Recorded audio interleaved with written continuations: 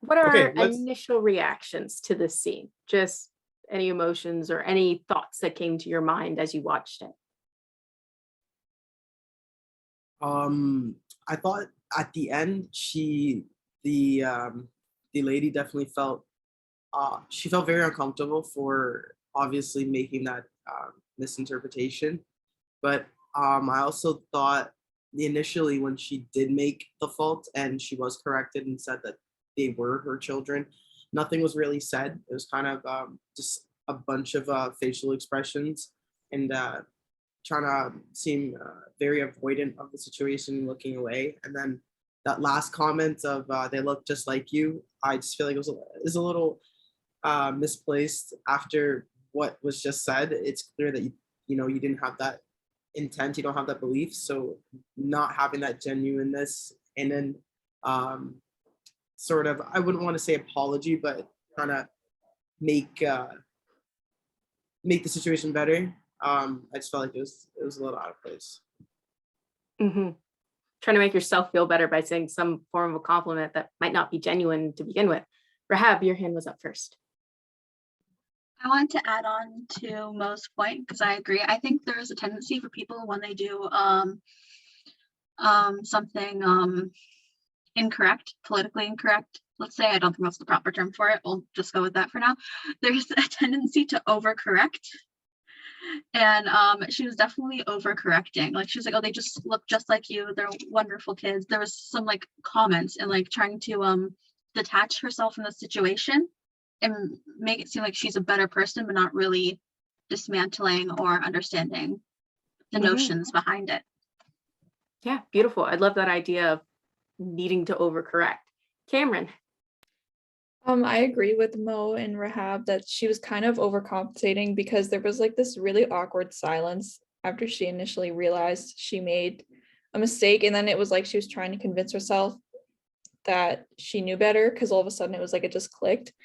Because she was like, oh, like they look just like you when like at least be genuine about it. Like she just made a bad situation even more awkward when she realized that she was in the wrong. Hmm. Exactly. Madeline.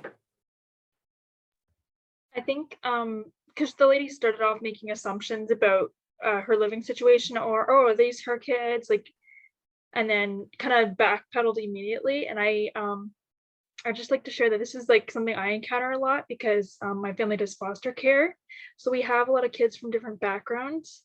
And even my sister, when I'm out with her, she's 4 years old.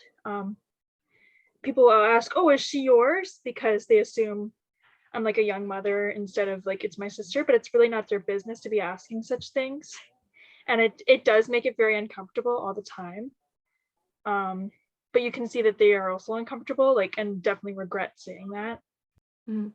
Thank you so much for sharing your personal experiences and bringing to light this idea of, what's private versus public knowledge. And really, do you have any business in other people's private knowledge? No, Mike started to say something at the Yeah, beginning. I'm just curious to try something quickly, which is because a lot of people had mentioned there's that awkward moment of just that long period of silence in between the first interaction, followed by the second thing that her name is Thais's character had said. So Nadia Bernadette, if I can use you in this quick activity, and I'll pin you both to my screen at least. And Nadia, if you don't mind reprising your role, and Bernadette, you can play as Thais's character. I'm just curious. We'll frame it as within just after the moment of the first interaction, and we're in the middle of this sort of awkward silence as that's happening. And I'd be curious as to what are the inner thoughts that are happening here for either of these characters. What are each of them thinking leading up to what Bernadette's character is eventually going to say later on? And so I feel like the inner thoughts can either be brought up by Nadia, Bernadette yourselves, or if anyone else has any ideas as to what these thoughts could be, feel free to jump in. Can we just begin whenever? So, Yes, questions. Nadia? So just to clarify, we're just giving our thoughts on what happened, right? Like not The like inner thoughts, the inner Okay, got dialogue it. as to what's happening here, not saying to anyone Mhm. else, like that moment of silence, what are your characters thinking? So I'll say action to start us off as Just one more time to clarify, it's that first silence, right? the Yeah. first silence. Yes. Cool. Bernadette, you go first. I'll take it after. Let's go. All right, sounds good. Action. Oh my God, I can't believe I just said that. I seem so incredibly insensitive. I can't believe I said that. I mean, your kids definitely look like her. Oh,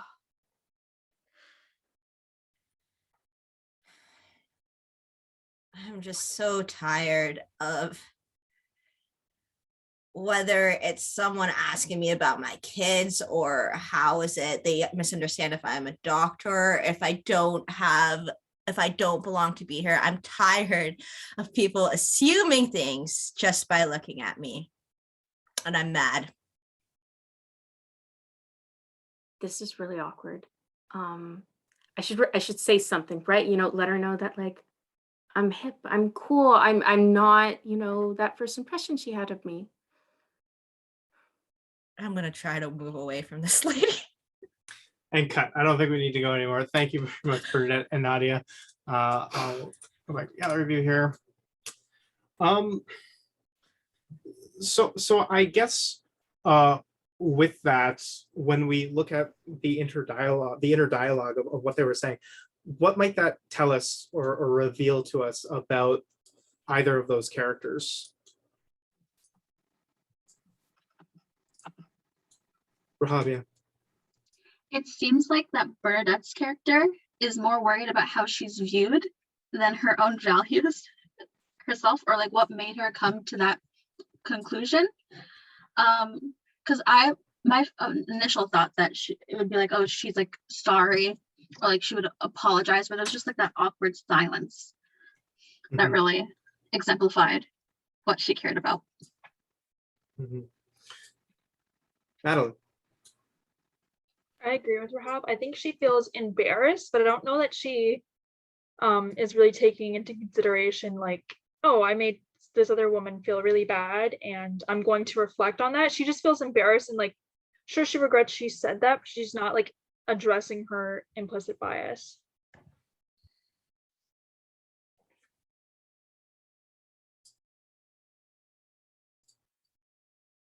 I felt like also when Bernadette was saying, well, the character was thinking that oh yeah, the kids totally look like them. Yeah, like it was kind of solidifying in her eyes her own image of herself, saying that I'm not so bad. Like it's not that bad of a mistake. I could totally see that that's her kid. Like I'm not in the wrong in the sense of minimizing her fault, but there wasn't really any initiative taken on the part of acknowledging the faults and trying to work from there. It was more so, I don't want you to have that impression of me. Yeah, that thing that happens too much where people immediately might recognize that they said something off, but then in their own minds work to justify why they would have said it in the first place instead of recognizing that what they said was wrong, and working to change that. We have a few minutes left before I think we're meant to go back to the main room. Either of Nadia or Bernadette, is there anything else that we want to add on with this scene? So how else do you think Bernadette's character could respond after kind of already flubbing it and assuming that my character was the babysitter? How could one respond after making that mistake? Mo? Oh, sorry, Rehab. Okay, maybe Mo and then Rehab. Thank you so much, guys. And raise my hand. So honestly, it's as easy as what you would think it is. It's an apology, really. Like what they want to hear is that, hey, I acknowledge what I did. I see my faults. I'm going to try and work on this so in the future I don't make these assumptions, make people feel uncomfortable. Just seeing in any way that you are trying to make personal growth within yourself, to not do these and will not make these like assumptions really and hurt other people. So Thank you. That's a great point. And what I'm also hearing a little bit of that is humility and being humble and always trying to work towards gaining more perspectives. Rehab? I would agree, but I would also make sure that the apology is a genuine apology and understanding that it's like she would have to say like, oh, I'm sorry, this was a racist implication on you and I didn't mean to do that, not a justification. Very true. Not like, oh, they didn't look like your kids or something like that, or overcorrectness in a way. But also there's some nuance to it because you also don't want the person who was targeted or feels attacked in a sense to be a burden of you feeling being burdened with making you feel like a better person in the apology. So I think Really? Sorry, Rehab. sorry, Please go. I ramble. No, please go. I'm so sorry. No worries. So I think it's important to really clarify, like, I understand what I did wrong and this is how I'll improve in the future, maybe. Like something short and sweet. That's awesome. You bring up so many good points there. And also partly that intent doesn't always equal impact. And at the same time, sometimes it's just a little hard to take things back. Things are nuanced. And we have to really try to reflect on the person who we harmed and what is necessarily best for that rather than our own personal feelings of what happened. Madeline? I would say absolutely give a genuine apology and not one that seems like, oh, I promise to learn from my mistakes or something like that, because that's not really gonna, like, you've hurt this person at this point and you can tell that she is hurt. And I would potentially move on and like respect her identity as a mother, and as Bernadette is also a mother in this situation, potentially like ask questions related to that instead of just like, oh, they totally look like you, or ask more. If you are gonna be encountering this person at the park, potentially try to form like a real relationship with them rather than just be like, oh, I promise, like that's not what I meant by that. Last question, I promise, and this can go to Madeline or anyone, but just a follow up on what you brought up, Madeline. So we've kind of talked about this idea of a genuine apology. What would a genuine apology look like? Does anyone have any thoughts?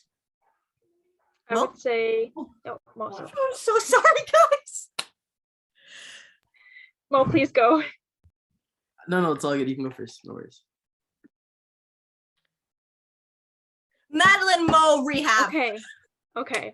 I was going to say like action speaks louder than words, rather than just saying like what she did was like backpedaling and saying, oh, they totally look like you. And like Rahab already said, like it's kind of overcompensating at that point. Potentially like actually show that you're sorry and try to make it up to her in a way. I don't know. Or if she needs, like give her space. Like you don't have to, like you could just leave this woman alone at this point. I love that. Also taking on what the person wants, but also maybe acting rather than just saying that you're sorry, showing that you're sorry. Mo? Yeah, I'm gonna second Madeline on that as well. So basically just like really acknowledging the other person's feelings and how you would have how your own assumptions can hurt people and put them in a box that they necessarily do not belong in or they might not want to be classified in. So just obviously acknowledging that, letting them know that, I can see the fault in that you are going to try and work on being a better person. So at the end of the day, that's all you'd really, you want from someone. Obviously, like whenever these things happen to me as well, like I've had people where they would apologize and for saying something insensitive, and I would let them know, obviously, like I understand it's a fault. I'd let them know that, yeah, it's wrong and it shouldn't have happened, but we can all learn from this. We can make it a positive experience at the end of the day.